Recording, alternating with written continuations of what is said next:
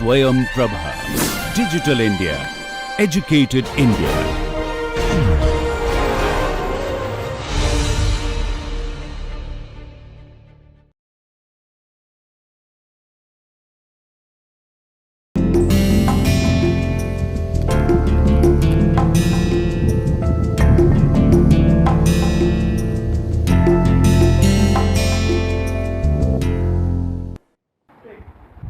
Hello and welcome to lecture 12 of Gender and Society.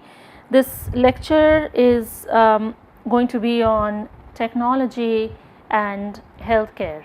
So in the past lecture you have seen that what are the various ramifications, what are the various processes that are at play between gender and health.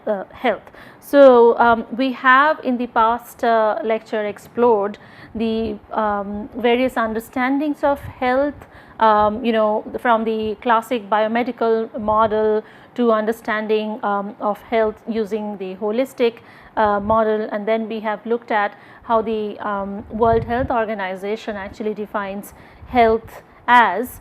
And we have seen that how our biological understanding, how our socio-cultural understanding, all of that actually combine together to inform what we understand as health of a person or health of a society. So in this lecture what I am going to do is walk you through some of the basic understandings of how technology actually combines with the idea of health, and some of the very important emerging fields of study, some of the very important emerging questions that are interrogated in this regard.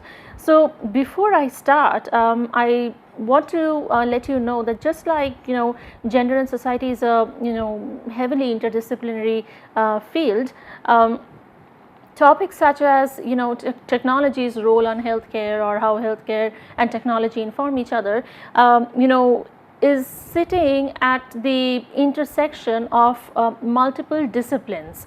So we will see how these intersections actually work out, but just to start with a couple of key questions here, that how can our understandings of gender be informed by exploring the socio-technical relations of information and communication technologies, or ICTs, in healthcare. So how does gender actually inform the idea of ICT, and in vice versa, how does ICT actually give us newer understanding of how gender is negotiated as a process.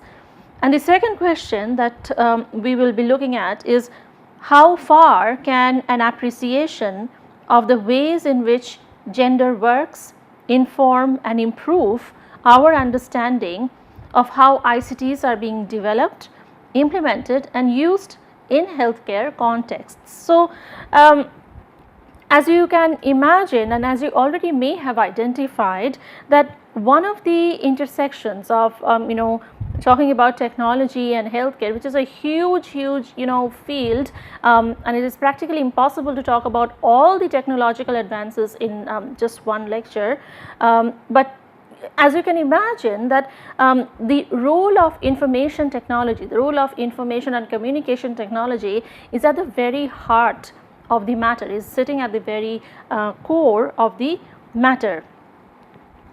Also sitting at the very core of the matter is a sociological understanding of how technology and healthcare inform each other. So we have an emerging idea of self-care, which is highly culturally driven, and it's promoted through cultural practices and social practices and government policies. So we see this idea of a transition from curing a disease as you have seen in the last lecture that of the several transitions that we have made in this respect, this is one such that we have transitioned from the idea of curing to the idea of preventive ways, and to the idea of self care, to the idea that what can you do to take care of yourself, what can you do to prevent falling sick. And the very technologies that redefine health are also the means through which this individualization can occur, through e-health, diagnostic tests, and the commodification of restorative tissue such as stem cells and clone embryos. So, you see that the premise, the boundary of this field of technology and healthcare is huge. So, we are talking on the one hand about self-care, everyday living, day-to-day life. Two, we are talking about restorative tissues. We are talking about examples of stem cells, clone embryos. So, you can imagine the breadth of the the field of technology in use of technology in healthcare services. So, from a sociological perspective, when we talk of digital health, we come across four broad areas that inform each other, and they inform and they make possible the growth of digital health. So, as you can see, digital health is sitting at the center of these broad disciplines of sociology of health, sociology of algorithms, computational social science, critical digital sociology. So, all of these actually merge at a point to give us an understanding of digital health or digital healthcare. So, when you have to understand how digital health works, it will be important for you to bring in some of the understanding from each of these fields of inquiry. So, what we have seen that over time, the idea of digital healthcare has progressed through several stages. So, starting as early as 2003, as you can see, where it was imagined to be an age of learning in terms of digital healthcare, and scholars were asking sort of questions that what is it and why should we care about digital healthcare. So, that was that was one of the introductory phases, one of the first phases when the idea of digital healthcare was actually introduced in society, that scholars and practitioners and researchers, they were trying to understand that what is digital healthcare and why should we care about digital healthcare, what is it that it is giving us an added advantage. So, it started from there, and then we go to the age of interest. The second stage is the age of interest, that how can we seed innovation. So, now we have accepted that we understand, or we kind of understand what digital healthcare is, and so how can we make it more innovative. So, how can we start discovering newer avenues, understanding newer concepts with regard to digital healthcare. The third stage, that the age of implementation, is asking how can we do digital health well. So, the first two phases were actually invested in understanding what is it, and then from the third phase onwards, which is the current phase that we are in, is questioning that how can we do digital health well, what is it that we need to do to progress, make progress with this idea. And the next phase that is projected to be the age of scale, that is how can we maximize our impact. So, we have gone through asking what is it, how is it, and then we are asking how can we maximize the impact of digital healthcare. So as you can see that we are currently in the third stage, going on to the fourth stage soon, that we are now engaged more with the question of how can we do digital health better, and then what are the benefits that we are gaining, and how can we maximize the impact of digital healthcare in society. So we have seen, just to give you some idea of how health information systems work, we have seen that there has been changing boundaries and relationships between traditional producers and users of health information. So the relationship between producers and users have undergone a change, and this has been manifested or facilitated by the collection of health information. So how information about health is collected, the distribution of health information to citizens. So how or how well accessible are these information to the people in the society, and the growth of new imaging technologies. So what are the newer ways of applying technology to image processing with regard to healthcare. And here you can see this is actually a research work that was done by a set of scholars. So you can follow this link if you want to read up about this paper. This is just showing an application of medical imaging technologies, and how can we take it a step further. So we have also seen that the government of India has invested a lot in understanding digital health, and to the extent that we have the National Health Portal by the government of India, and you see some snapshots from the website, that it has become a serious national policy. And if you go to this website, it is very informative in the sense that it will give you information at the click of a button about hospitals, about doctors, about self-care. So we have seen that at the national level we do have a very serious effort going on with regard to digital health. And in the National Health Policy of 2017, we see that these targets, these goals are actually quite spelled out. For example, I'm quoting from the policy, that leveraging the potential of digital health for systematic linkages between the various levels of care, that is primary, secondary and tertiary, would ensure continuity of care. So they are pointing out that this the level of healthcare should include all of these levels of primary, secondary, tertiary, and that is what is going to ensure the continuity of care of the society.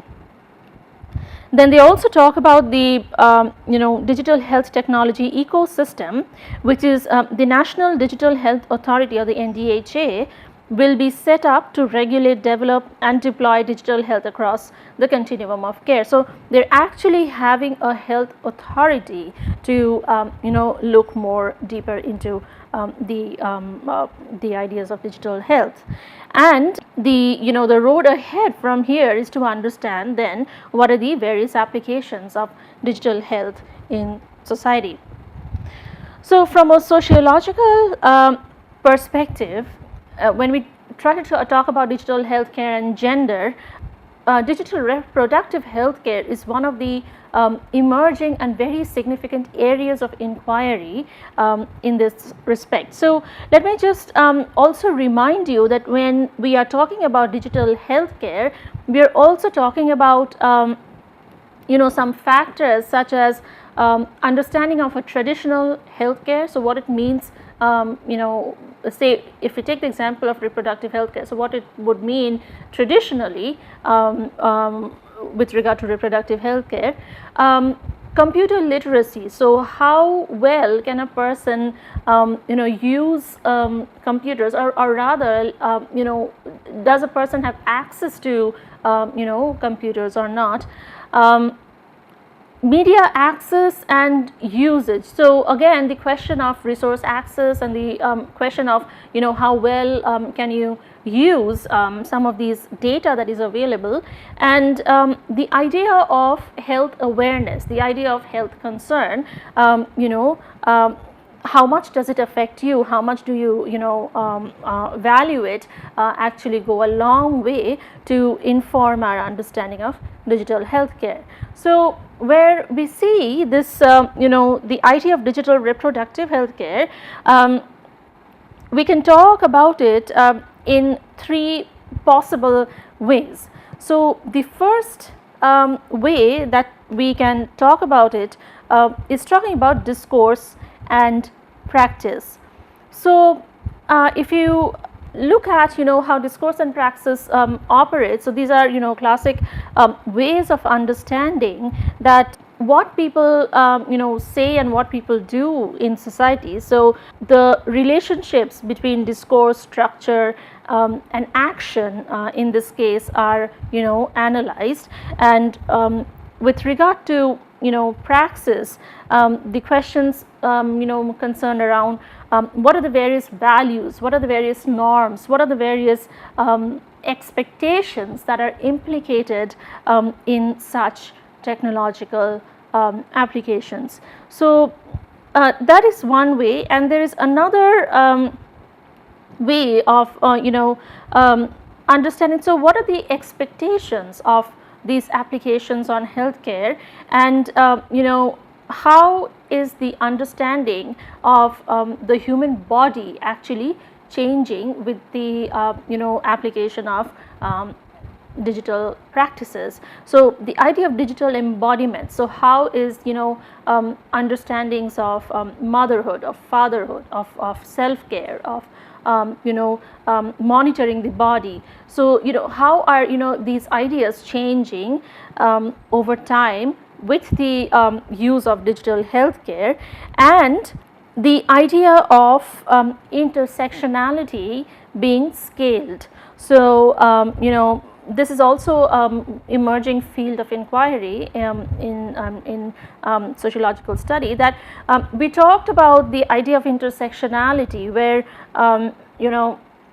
we look at a person's social location based on the various axes of differences, such as gender, such as age, such as religion, nationality, ethnicity, and here you can see it's sketched out that way. So the intersectionality that is also scaled, which means that this intersectionality is negotiated at various geographic scales, from the starting from the body, starting from the family, to the region, to the group, to the national, to the international. So all of these geographic scales at which it is negotiated. So this is some of the significant ways you can actually understand the idea of digital reproductive healthcare, so through discourse and praxis, through digital embodiments, and by understanding how intersectionality is scaled.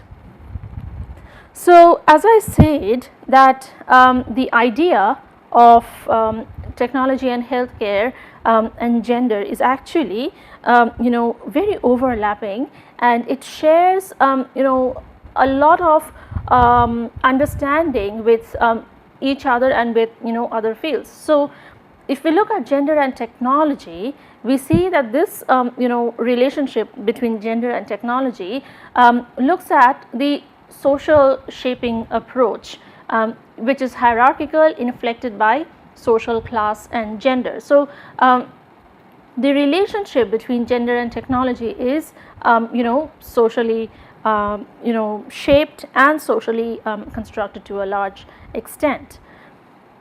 The relationship between technology and health brings with it the understandings of the sociology of science and technology studies, or STS, as it is popularly known, the socio-technical perspectives on health informatics. So, health informatics or social informatics is a field that has emerged for quite a few years now, although work is going on in this regard, quite significant works going on in this regard. But then this field, technology and health, actually again looks at this socio-technical perspective, that it is a product of the social and in society.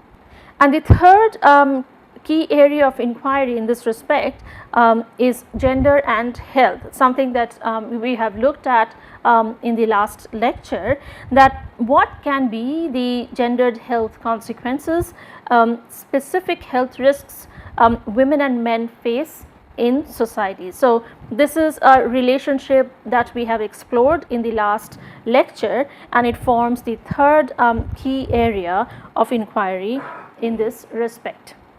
So, in this respect, we also have to understand another theoretical framework that we may find helpful to understand how technology works with human aspects of healthcare. So, this is called the actor network theory, and the human and the non-human, as the theory states, should be integrated into the same conceptual framework and assigned equal amounts of agency. So, this is a theory that comes from a sociological background, where it is proposed that there is a relationship between human and non-human artifacts or structures, and they can be studied as part of the conceptual framework.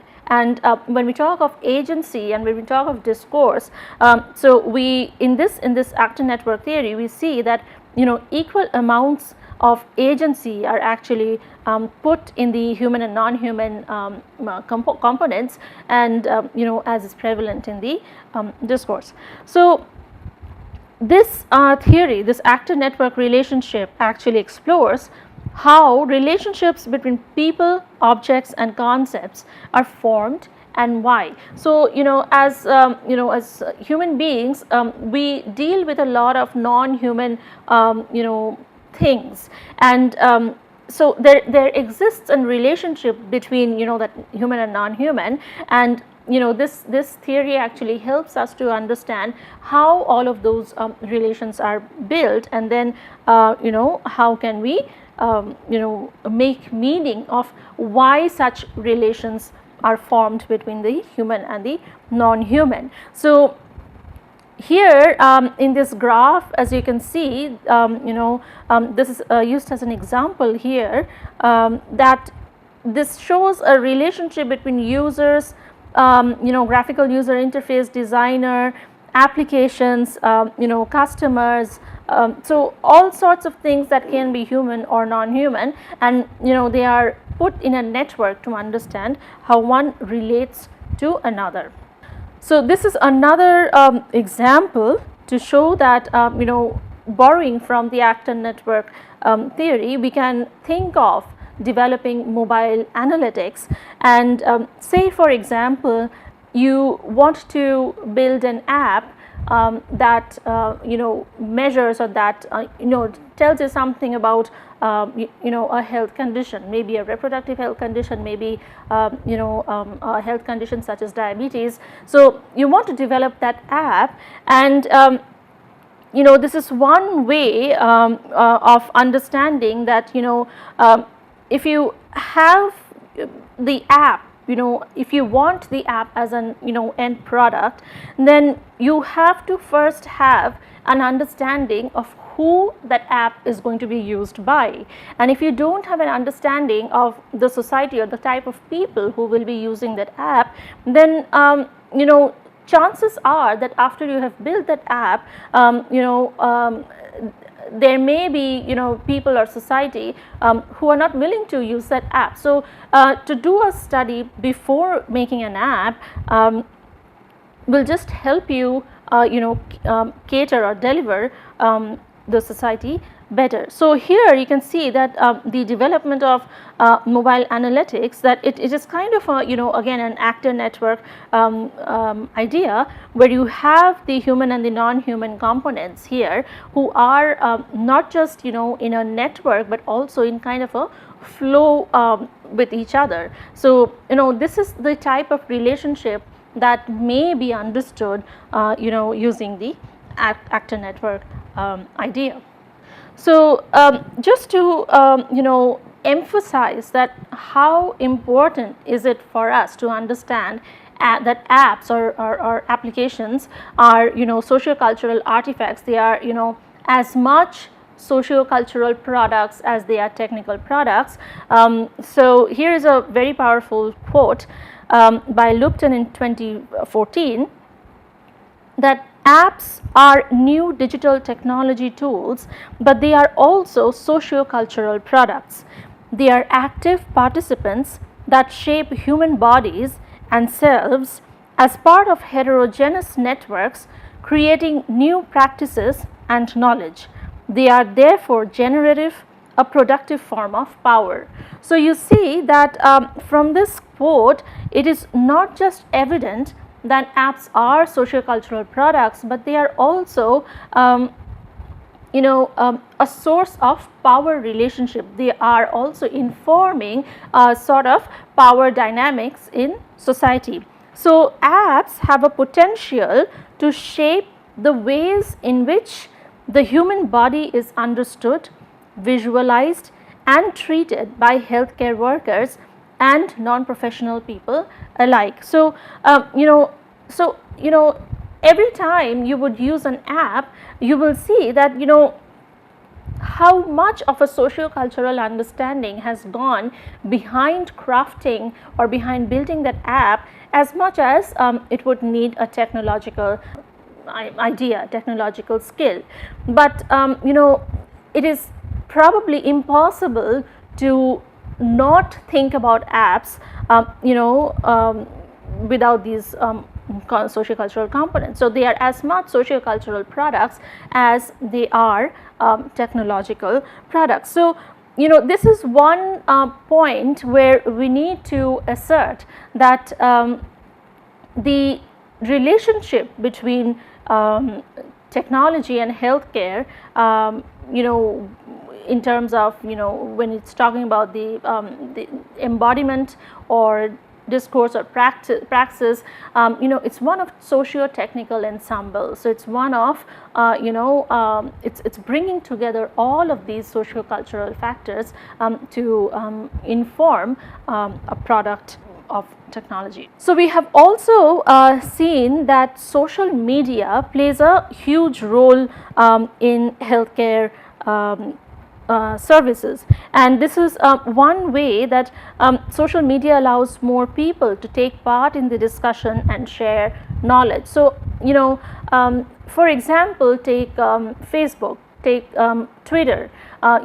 How much of interaction, how much of discussion and knowledge sharing actually go on is unimaginable. So over time, social media has become one of the most important platforms for knowledge sharing, knowledge production and discussion.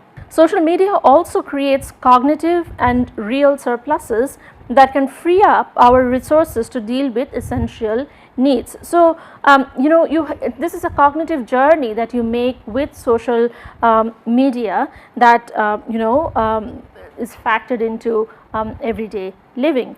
And it democratizes the decision making process so that needs find solutions rather than other way around. So it just gives us as society a platform for making decisions and then finding solutions. So the idea of social media has factored into people's life now in such intricate ways that it is difficult not to pay attention to practices regarding that.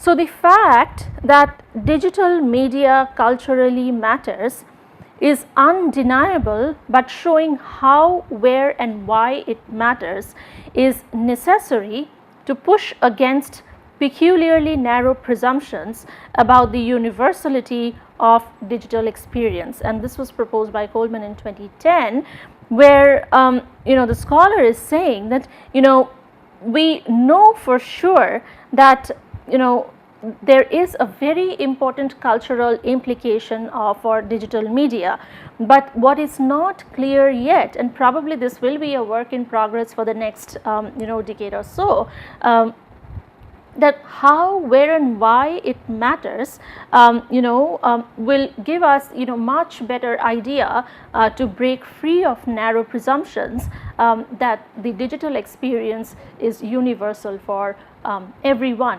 It is not, and therefore we need to know, we need to understand that how, where and why do these experiences differ, and what are the emerging patterns out of such differences. So, having accepted the fact that there is a huge cultural implication on the use of the digital healthcare systems, let's now look at one of the areas in which in terms of reproductive healthcare where technology has played a huge role and continues to do so in understanding various sociological ramifications in society, and this is the case of the assisted reproductive technologies. So, over time we have seen that there are these efforts, whether it's traditional healthcare or digital healthcare, or however you want to put it, that societies have tried to address issues of globalization, issues of inequalities through various technological ventures. And one of the inequalities that can be talked about in this respect is the idea of infertility. And infertility affects more than 15% of all reproductive aged couples worldwide at some point in their lives. So, it's a very significant global problem that we see worldwide. Infertility affects around 80 million women and men worldwide, a global reproductive health problem. So, it has been put forward as a global reproductive problem, or a global reproductive health issue that affects this huge number of around 80 million women and men worldwide, and so it is not unique to any particular society, not unique to any particular country or group of people. Now, what has shifted over time and space probably is the idea that infertility, if we have to term it as a problem, I like to call it as an issue, not a problem. The focus has shifted from being a female's problem to a couple's problem. So, that is a major shift in focus that we see, that infertility, the changing ideas around infertility is brought about in society, is that now it's looked at as couples problem, and therefore scholarly work actually addresses it as a reproductive aged couples problem. So, we see this is a quite significant couples problem across the world, and we see that the various technologically assisted reproduction is largely restricted to the global elites, whereas the infertile poor, who are at the highest risk of infertility, are devalued. So, there are some patterns, there are some trends that come out of how technology actually has influenced the reproduction process. So, what is seen that it is largely restricted to the global privileged class, the global elites, whereas the poor people who suffer from infertility and who are the highest risk of infertility are actually kind of left out of the process, left out of the technological assistance. And we see that as a result of that, there is a pattern called stratified reproduction, which are the ways in which political, economic and social forces structure the conditions that are which women carry out physical and social reproductive labor.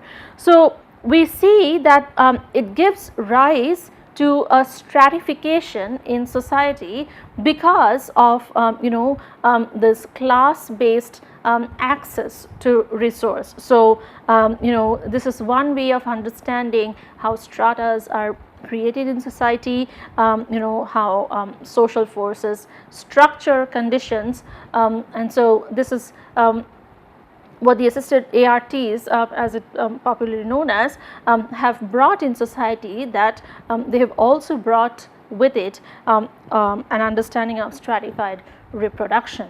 So what has been seen over time in terms of embodiment and subjectivities, if we have to talk about the role of digital embodiment here, that ARTs are gendered technologies with highly specific and differentiated applications on men's and women's bodies. So we see that the process in which ARTs are carried out, and there are multiple ways, there are multiple stages that ARTs are carried out, but they if you look at in scholarly research, much of them have described ARTs as gender technologies with differentiated applications on male and female bodies. So more invasive on women's bodies. So practices such as which include ARTs are seen to be more invasive on female bodies, such as practices such as superovulation or injecting hormones, etc. And as an unintended consequence, the very existence of ARTs may serve to reinforce cultural motherhood mandates for women in many societies. And this is a point that you need to understand, that why do we have ARTs to treat infertility or for other reproductive issues, that often there is a cultural understanding in many societies around the world, which is the understanding of the motherhood mandate, that if a woman is diagnosed or if a couple is diagnosed to be infertile, much of the time the blame actually falls on the women for not being able to reproduce, and that brings with it the understanding of the motherhood mandate in that society. And therefore much of these innovations of ARTs have been reinforced by cultural ideas of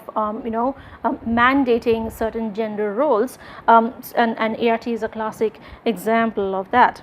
Women's heightened embodiment of ARTs also manifests in men being treated as the second sex in ART practices and discourses. So for once, in this innovative practice, that scholars have pointed out that traditionally what has happened is women have been labeled as the second sex, and for once in ART, because the focus is on the female body, because the focus is on cultural mandates of women in society, the idea of male privilege is actually taking a backseat here, and men are being treated as the second sex, which is traditionally the reverse, as is seen in scholarship. And in most societies, male infertility remains deeply hidden because of its conflation with impotency and emasculation. So this is again a classic example for you to see that there are these signifiers which are attached to the construction, the cultural construction of masculinity, the cultural construction of femininity. And oftentimes what happens is if an infertility issue is diagnosed in a couple, and if it's the issue is with the male in the couple, oftentimes that remains hidden. Oftentimes it is not exposed, because exposing that will take away the signifying factors of masculinity or the privileged position in society. So it is a very, very common phenomena that if it is a problem, the male infertility is a problem, it remains deeply hidden. It is not spoken about. It's not discussed.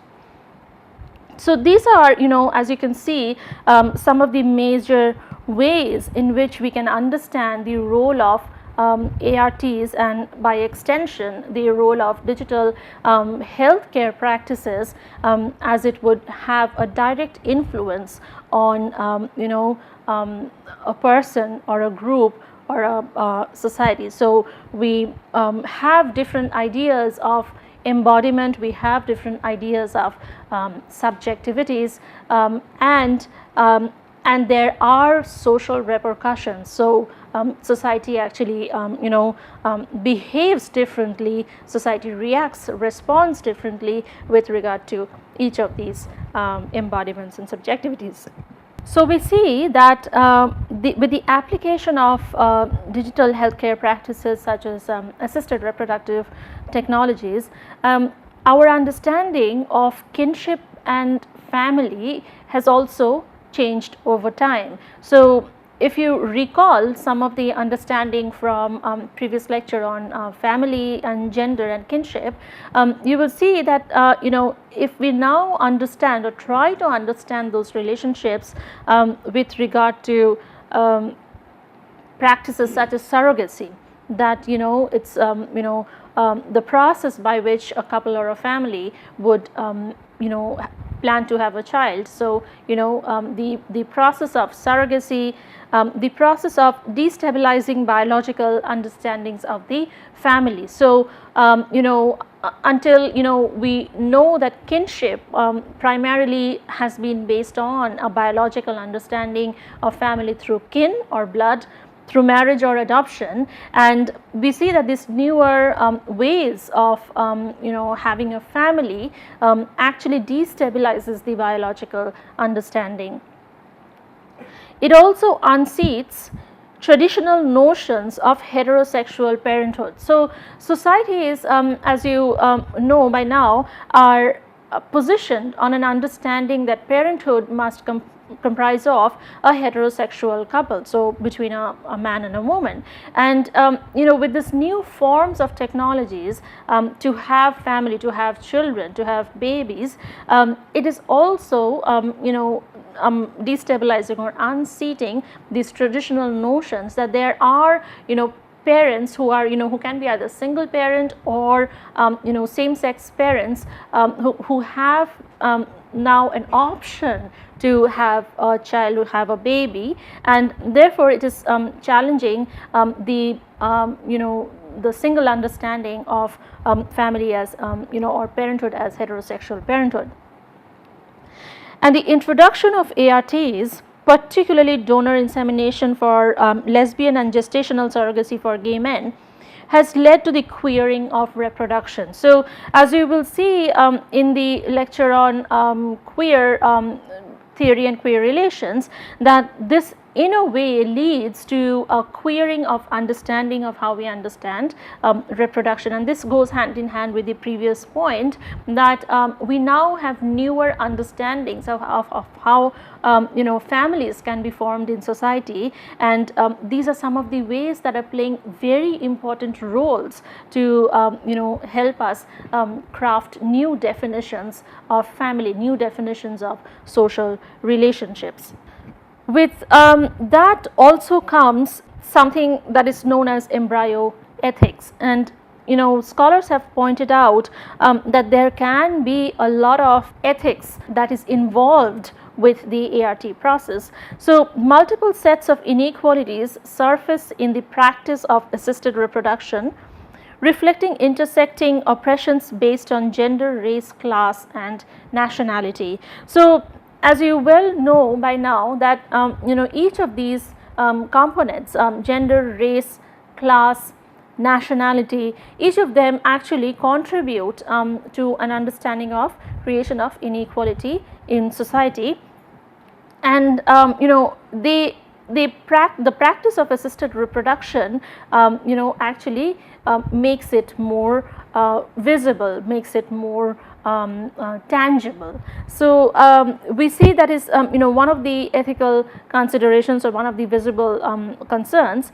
The poor minority women in some countries are being recruited, or as some scholars would say coerced, as gestational surrogates. So you see that the minority women, particularly from rural poor parts of the society, including in India, that are being recruited for this practice of surrogacy, practice of gestational surrogacy. And I would encourage you to look up a few documentaries on surrogacy in India, where the practice has gone through various legislations over time. And I would like you to find out what are those stages that India as a country has gone through, and where do we currently stand in terms of surrogacy. So that is something I want you to find out.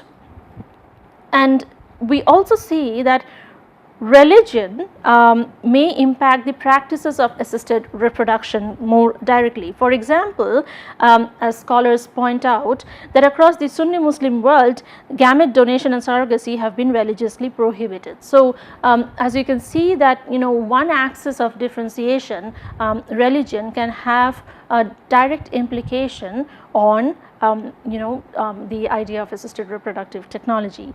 And the idea of egg donation. So one of the processes of the ARTs actually are carried out is when they identify the infertility issue, what they do is they extract the eggs and they freeze it, and then they would treat it.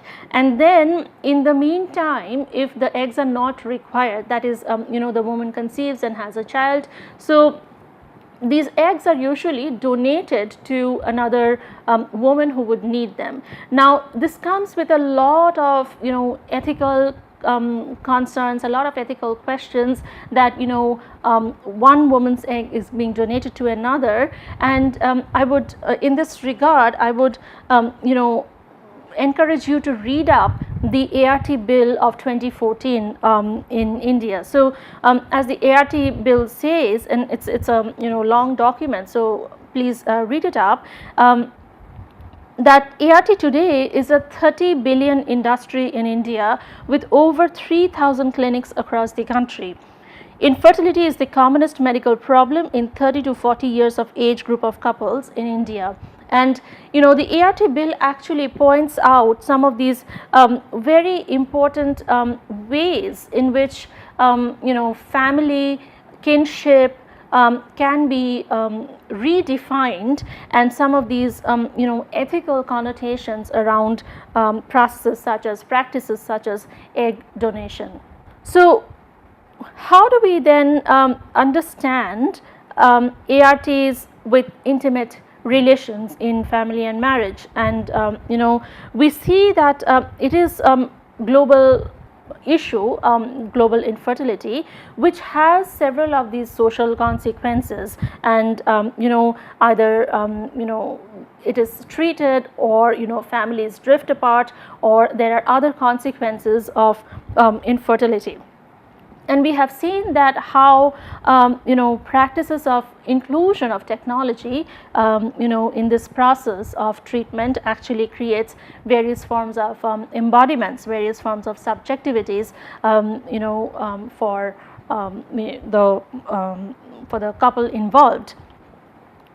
And we have also seen that how new directions in kinship and family studies can come out of this understanding of kinship, of this understanding of application of technology in reproductive health care, and which leads also to the question of embryo ethics, as we just discussed, that what are some of these ethical connotations that the ART Bill of 2014 spells out. I again want to emphasize that please go and take a look at the ART bill to find out more about what can be some of the social ramifications. So what we have seen is over time this has been strung into the popular understanding so much that we see news reports, we see newspapers actually doing articles, and this is from one such news article which talks about the people in India still express outrage over the idea of freezing eggs, and they did a very nice story to show what has been the role of ARTs, the role of assisted reproductive technologies, and why is there a disparity in social understanding with regard to that. Why do we have multiple patterns, multiple stages of acceptance with regard to such a technology? And in part, as you will see if you read up the bill and if you read up some of these news articles, that oocyte cryopreservation or egg freezing as part of infertility treatment has been very, very prevalent in recent times in the country and of course globally. But again, it comes at a lot of cost, and the idea of social egg freezing, that you choose it as a lifestyle choice.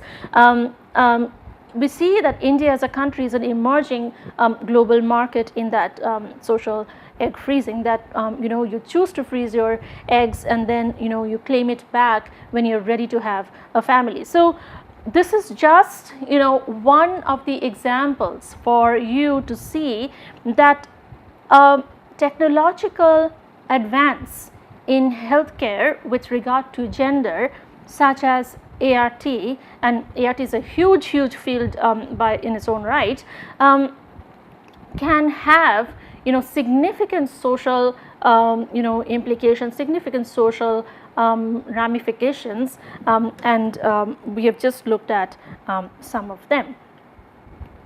So what I want you to do, having read some of these resources and having viewed some of these resources that I just talked about, is to find out what are some of the changing sociological values and norms with respect to gender that are seen with the introduction of digital healthcare in society. So I want you to do some research to find out that traditionally what have been the traditional values, sociological values, norms with regard to gender and healthcare, and are these changing? So are these values and norms changing with regard to gender with the introduction of digital healthcare in society? So this is, I want you to read up some of the research articles, find trends and patterns that we have not talked about in this lecture, and I want you to identify the changing values and norms. And if you want to read up more about how the network in the society works with regard to the information network, you can read up the Manuel Castell's book, The Rise of the Network Society, The Information Age. And in the next lecture, we are going to look at some of these ideas of normativity, subversions, queer identities. I just talked about queering of reproduction in this lecture. So we'll take a look at more deeply what do we exactly understand by that. Thank you.